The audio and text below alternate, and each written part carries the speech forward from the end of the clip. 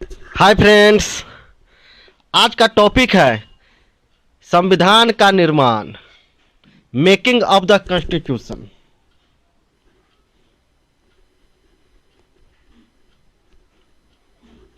Making of the constitution.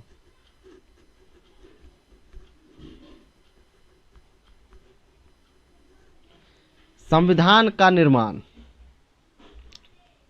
आइए देखते हैं कॉन्स्टिट्यूशन से क्या क्या सवाल बनते हैं। आइए शुरू करते हैं। पहला क्वेश्चन है, संविधान सभा के गठन का विचार सबसे पहले किसने रखा? संविधान सभा के गठन का विचार सबसे पहले किसने रखा? सरदार वल्लभ भाई पटेल, भीमराव अंबेडकर, एम.एन. राय, डॉक्टर के.एम. मुंशी या उपर्युक्त में एक से अधिक या कोई भी नहीं।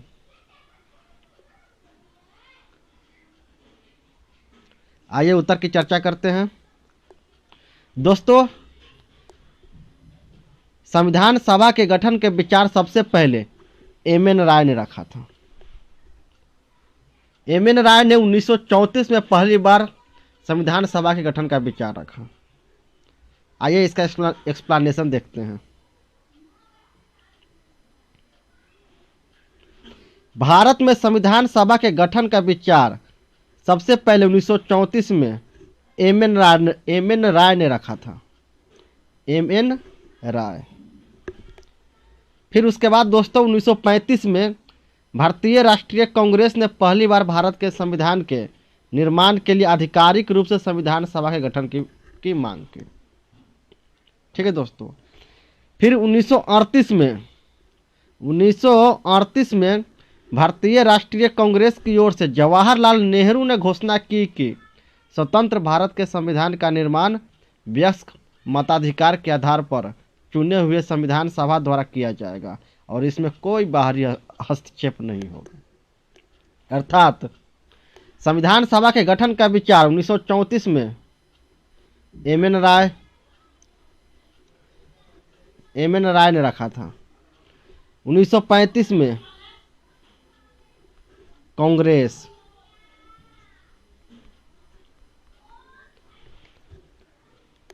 ने आधिकारिक रूप से संविधान सभा के गठन की मांग की।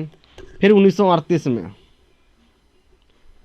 जवाहरलाल नेहरू ने घोषणा की संविधान भारत के संविधान का निर्माण वयस्क मताधिकार के आधार पर होगा। ठीक है दोस्तों, तो ये 3 डेट याद रखना, 1934, 1935, 1938। 1934 में सबसे पहले एम.एन. राय ने संविधान सभा के गठन की मांग की। 1935 में कांग्रेस ने और 1938 में जवाहरलाल नेहरू ने कहा कि भारत के संविधान का निर्माण वयस्क मताधिकार के आधार पर होगा। ठीक है दोस्तों, आइए अगला क्वेश्चन पे चलते हैं। अगला क्वेश्चन है, कैबिनेट मिशन योजना के आधार पर संविधान सभा का गठन कब हुआ? कैबिनेट मिशन योजना के आधार पर संविधान सभा का गठन कब हुआ?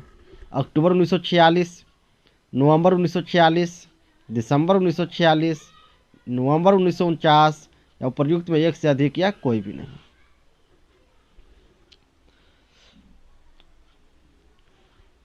आइए दोस्तों उत्तर की चर्चा करते हैं। दोस्तों, कैबिनेट मिशन योजना के आधार पर संविधान सभा का गठन नवंबर 1946 में हुआ था। कब हुआ था? नवंबर 1946। Answer B. आइए एक्सप्लेनेशन देखते हैं।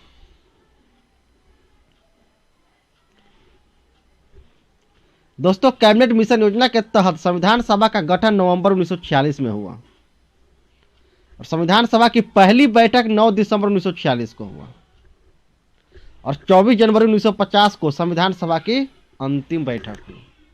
ठीक है दोस्तों, यहाँ पे 3 डेट है। नवंबर 1946 में सबसे पहले संविधान सभा का गठन हुआ था, नवंबर 1946। संविधान सभा का पहला बैठक 9 दिसंबर 1946 और संविधान सभा की अंतिम बैठक 24 जनवरी 1950। ठीक है दोस्तों, नवंबर 1946 में संविधान सभा का गठन हुआ था, पहला बैठक 9 दिसंबर 1946 को हुआ था और अंतिम बैठक 24 जनवरी 1950 को। ठीक है दोस्तों, चलिए अगला क्वेश्चन। अगला क्वेश्चन है कैबिनेट मिशन योजना के तहत संविधान सभा के कुल सदस्य संख्या कितने होने थे। कैबिनेट मिशन योजना के तहत जो संविधान सभा का गठन होना था उसके तहत कुल सदस्य संख्या कितनी निर्धारित की गई थी। 389, 296, 289, 293 या प्रयुक्त में एक से अधिक या कोई भी नहीं।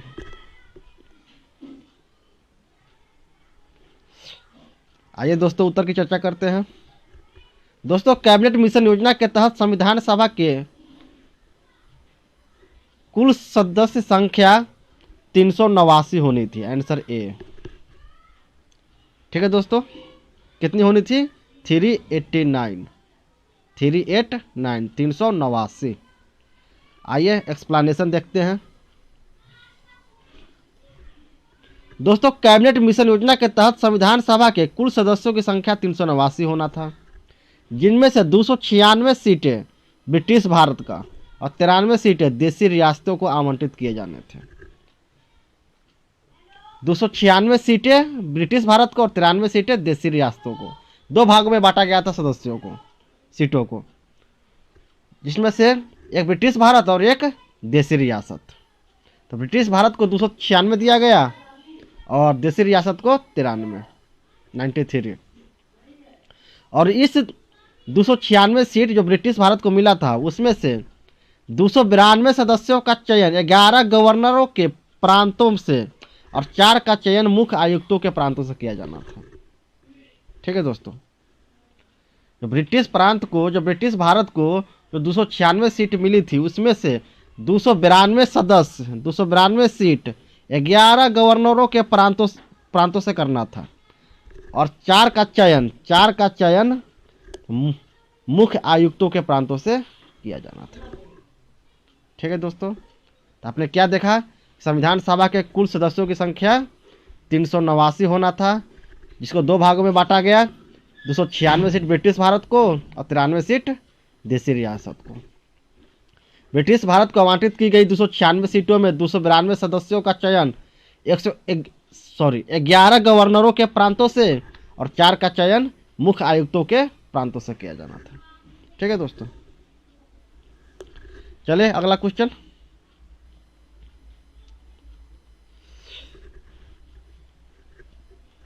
क्वेश्चन है ब्रिटिश प्रांत को आवंटित की गई सीटों का निर्धारण किन समुदायों के बीच होना था। बहुत ही इंपॉर्टेंट क्वेश्चन है दोस्तों। ब्रिटिश भारत को जो आवंटित सीट की गई थी वो किन किन समुदायों के बीच बांटा गया था। ब्रिटिश प्रांत में तो 296 सीट दिया गया था। उस 296 सीट को किन किन समुदायों के बीच बांटा गया था। जैसे हुआ ना हिंदू, मुस्लिम, सिख, ईसाई, जैसे यहाँ ऑप्शन में भी है हिंदू, मुस्लिम, सिख, ईसाई और प्रयुक्त में एक से अधिक या कोई भी नहीं। अर्थात इस क्वेश्चन बोल रहा है कि ब्रिटिश प्रांत को जो सीट निर्धारित की गई थी वह किन समुदायों के बीच होना था। केवल हिंदू था या केवल मुस्लिम था या केवल सिख था या ईसाई था या उपयुक्त में एक से अधिक या कोई भी नहीं।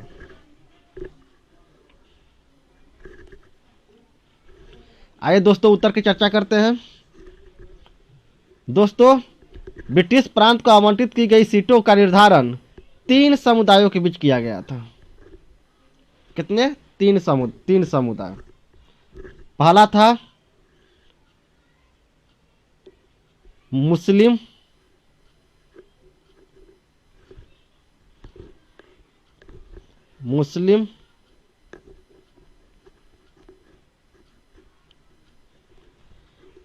सिख और तीसरा था सामान्य। ठीक है दोस्तों, कंफ्यूज मत करना, यहाँ हिंदू मत लिख देना। यहाँ ऑप्शन में हिंदू है, हिंदू नहीं होगा, मुस्लिम होगा, सिख होगा और सामान्य होगा। ठीक है दोस्तों, तो आंसर हो जाएगा उपयुक्त में एक से अधिक। यहाँ मुस्लिम होगा और सिख होगा। ठीक है दोस्तों, बाकी जो बच गया सबको सामान्य में रख दिया। बाकी जितने समुदाय थे सबको सामान्य बोल दिया गया। आपसे क्वेश्चन पूछे कि ब्रिटिश प्रांत को आवंटित की गई सीटों का निर्धारण कितने समुदायों के बीच होना था, तो 3। कौन कौन? सामान्य, मुस्लिम और सिख। ठीक है दोस्तों, चलिए अगले क्वेश्चन पे चलते हैं। क्वेश्चन नंबर 5 यहाँ भी लिखा हुआ है कि प्रत्येक ब्रिटिश प्रांत को आवंटित की गई सीटों का निर्धारण 3 प्रमुख समुदायों के बीच उनकी जनसंख्या के अनुपात में किया जाना था। यह 3 समुदाय थे, मुस्लिम, सिख और सामान्य। ठीक है दोस्तों,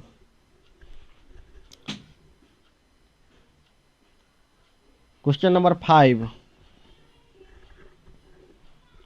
ब्रिटिश प्रांत में संविधान सभा के प्रतिनिधियों को चुनाव किस माध्यम से किया गया? ब्रिटिश प्रांत में संविधान सभा के प्रतिनिधियों का चुनाव, उसका जो चुनाव हुआ वो किस माध्यम से हुआ था? देशी रियासतों के प्रमुखों द्वारा चुनना जाना था। देशी रियासत के जो प्रमुख हो गए वही चुन लेगा कि चलो ये रहेगा, वो रहेगा, वो रहेगा, ऐसा था। या एकल संक्रमणीय मत के माध्यम से, या ब्रिटिश गवर्नर जनरल के द्वारा, या ब्रिटिश महारानी के द्वारा, या प्रयुक्त में एक से अधिक, या कोई भी नहीं। ब्रिटिश प्रांत में जो सीट आवंटित की गई थी, जितने भी प्रतिनिधि चुने जाने थे, वो चुनने का माध्यम क्या था?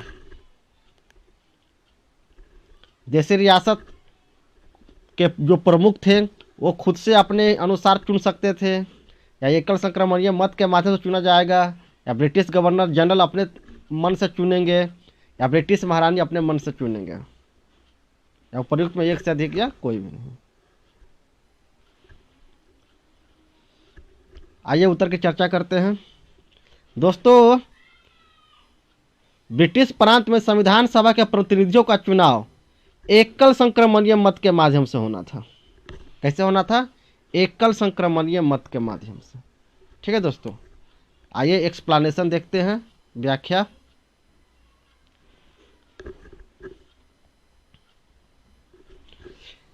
ब्रिटिश प्रांत में प्रत्येक समुदाय के प्रतिनिधियों का चुनाव प्रांतीय असेंबली में उस समुदाय के सदस्यों द्वारा किया जाना था। जो प्रांत का जो असेंबली था, उस असेंबली में उस समुदाय के जो सदस्य था उसके द्वारा किया जाना था। कैसे? एकल संक्रमणीय मत के माध्यम से, अर्थात समानुपातिक प्रतिनिधित्व तरीके से।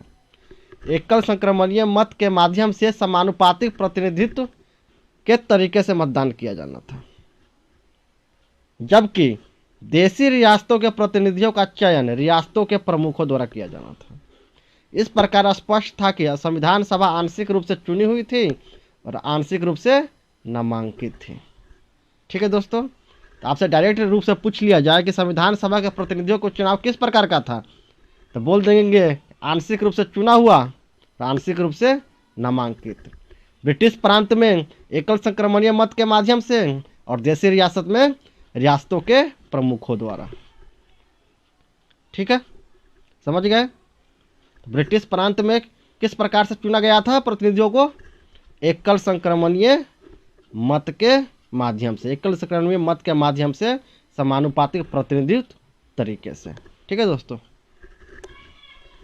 और देशी रियासत में प्रतिनिधियों का चयन रियासतों के प्रमुखों द्वारा किया गया था। ठीक है, आंशिक रूप से चुना हुआ और आंशिक रूप से नामांकित। आइए अगले क्वेश्चन पर चलते हैं। Question number 6। दोस्तों, संविधान सभा के लिए हुए चुनाव में कांग्रेस को कितनी सीट मिली थी? संविधान सभा के लिए जो चुनाव हुआ था उसमें कांग्रेस जो पार्टी थी, कांग्रेस, वो कितने सीट पे विजय पाया था? 208 पे, 73 या 108 या 293 या उपयुक्त में एक से अधिक, या कोई भी नहीं।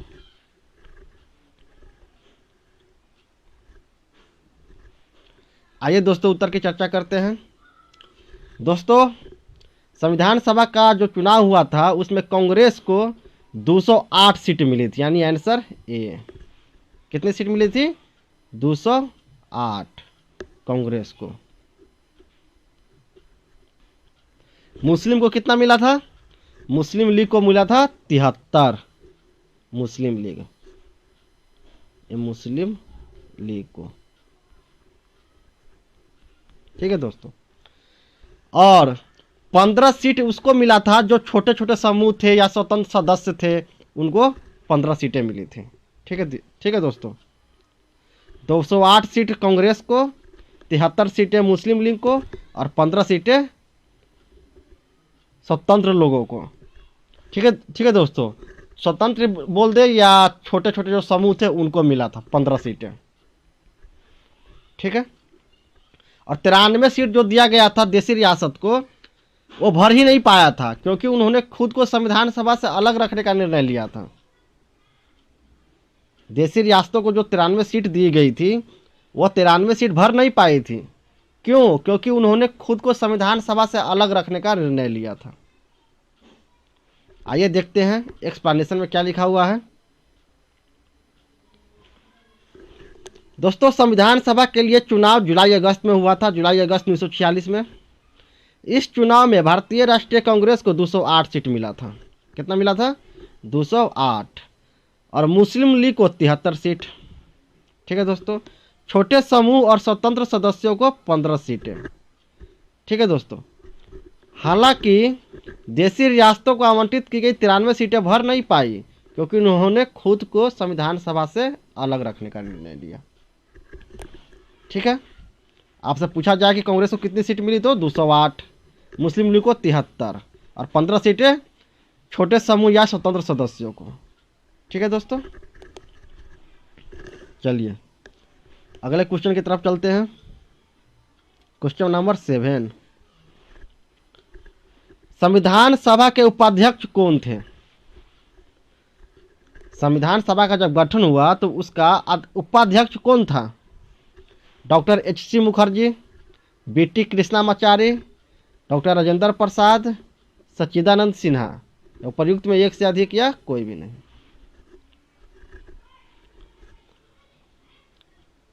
संविधान सभा का जो गठन हुआ उसका उपाध्यक्ष कौन था? आइए दोस्तों उत्तर की चर्चा करते हैं।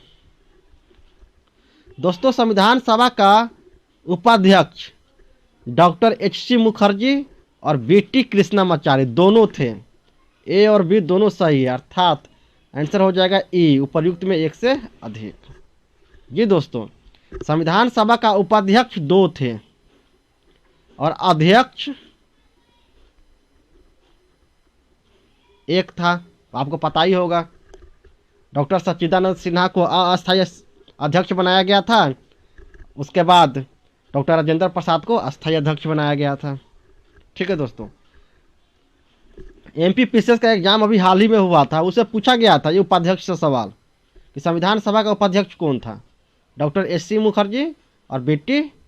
कृष्णामाचारी, ये दोनों उपाध्यक्ष थे, यानी 2 उपाध्यक्ष थे। ठीक है, और अध्यक्ष 1 थे। सच्चिदानंद सिन्हा शुरू अस्थायी बनाया गया था और डॉक्टर राजेंद्र प्रसाद को अस्थायी अध्यक्ष। ठीक है दोस्तों, आइए एक्सप्लेनेशन एक बार देख लेते हैं। संविधान सभा के वरिष्ठ सदस्य डॉक्टर सच्चिदानंद सिन्हा को संविधान सभा का अस्थायी अध्यक्ष चुना गया।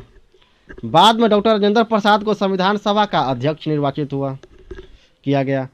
उसी प्रकार डॉक्टर एच.सी. मुखर्जी तथा बी.टी. कृष्णामाचारी को सभा के उपाध्यक्ष निर्वाचित किया गया।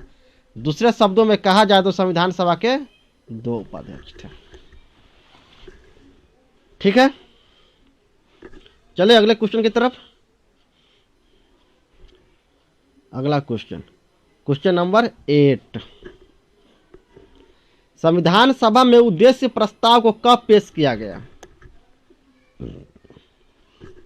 13 दिसंबर 1946 को, 22 जनवरी 1947 को, 26 जनवरी 1950 को, 26 नवंबर 1949 को, उपर्युक्त में एक से अधिक या कोई भी नहीं।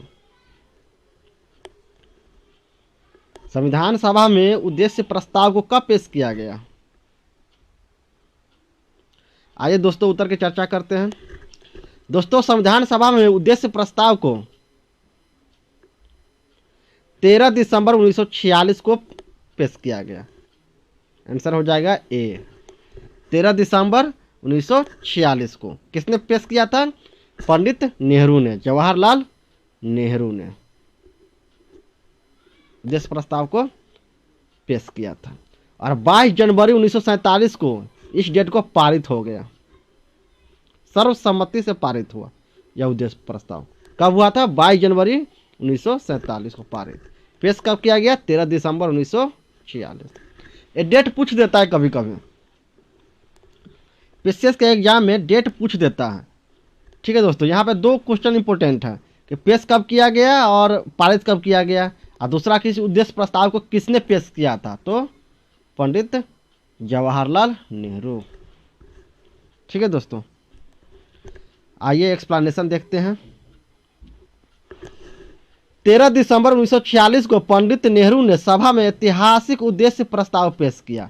इसमें संवैधानिक संरचना के ढांचे एवं दर्शन की झलक थी।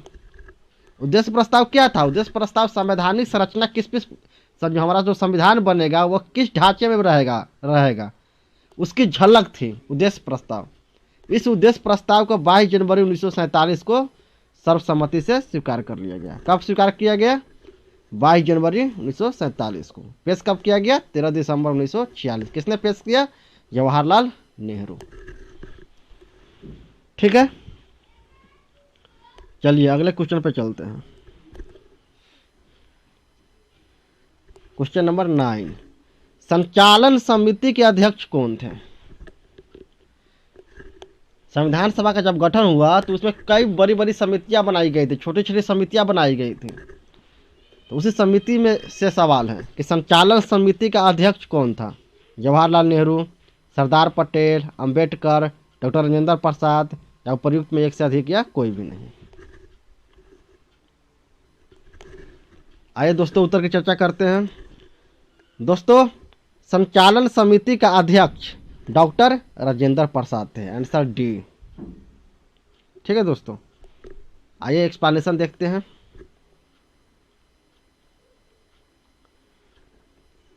दोस्तों, डॉक्टर राजेंद्र प्रसाद को संचालन समिति का अध्यक्ष, प्रक्रिया नियम समिति का अध्यक्ष, वित्त एवं कर्मचारी समिति का अध्यक्ष, राष्ट्र ध्वज संबंधित तदर्थ समिति का अध्यक्ष। ठीक है, डॉक्टर राजेंद्र प्रसाद को क्या क्या मिला था? संचालन समिति, प्रक्रिया नियम समिति, वित्त एवं कर्मचारी समिति, राष्ट्र ध्वज संबंधी तदर्थ समिति। राष्ट्र ध्वज संबंधी तदर्थ समिति, संचालन समिति, प्रक्रिया नियम समिति और वित्त एवं कर्मचारी समिति। ठीक है दोस्तों, जवाहरलाल नेहरू को क्या क्या मिला था? संघ शक्ति समिति, संघीय संविधान समिति, राज्यों के लिए समिति, प्रारूप संविधान के जांच के लिए विशेष समिति।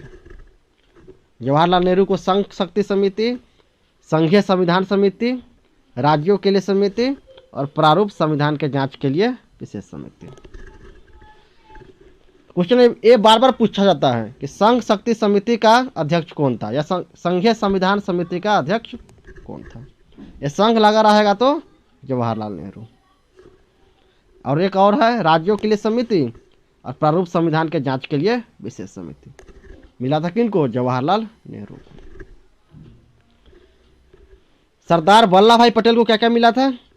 प्रांतीय संविधान समिति, मौलिक अधिकार, अल्पसंख्यकों एवं जनजातियों तथा बहिष्कृत क्षेत्रों के लिए सलाहकार समिति।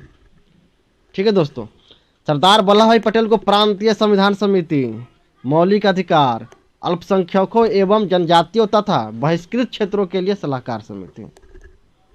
ठीक है, अंबेडकर जी को प्रारूप समिति, प्रारूप समिति के अध्यक्ष थे डॉक्टर अंबेडकर। ठीक है दोस्तों, याद हो गया होगा। चलिए अगले क्वेश्चन पर चलते हैं।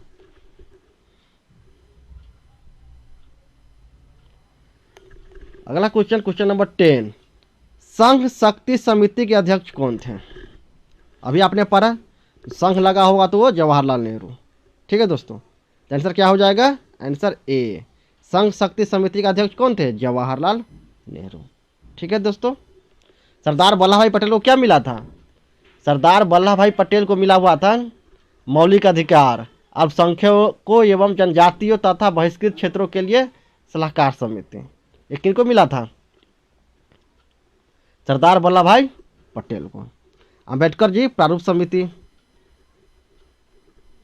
डॉक्टर राजेंद्र प्रसाद को संचालन समिति, ध्वज समिति, प्रक्रिया नियम समिति। ठीक है दोस्तों, हो गया, यही था क्वेश्चन। ठीक है दोस्तों, आज का यह लास्ट क्वेश्चन था। आज के लिए इतना ही दोस्तों किसी भी क्वेश्चन में यदि आपको डाउट होता है तो आप कमेंट कर सकते हैं, या किसी ऐसे टॉपिक से के बारे में आप क्वेश्चन आंसर जानना चाहते हैं जो टॉपिक आपके लिए कठिन हो, आप इस नंबर पर मैसेज कर सकते हैं। वैसे नंबर मेरे डिस्क्रिप्शन में दिया हुआ है 9870502261। ठीक है दोस्तों, इस नंबर पे मेरे व्हाट्सएप पे मैसेज कर सकते हैं या कमेंट में बता सकते हैं मुझे इस टॉपिक में प्रॉब्लम है, या जिस तरीके से टेस्ट सीरीज चल रही है उसमें कोई कमेंट करना चाहते हैं, कोई सजेशन देना चाहते हैं, कोई सलाह देना चाहते हैं, या अपनी कोई भी बातें रखनी चाहते हैं तो आप बेझिझक बता सकते हैं। ठीक है दोस्तों, फिर मिलते हैं अगले वीडियो में। जय हिंद, जय भारत, धन्यवाद।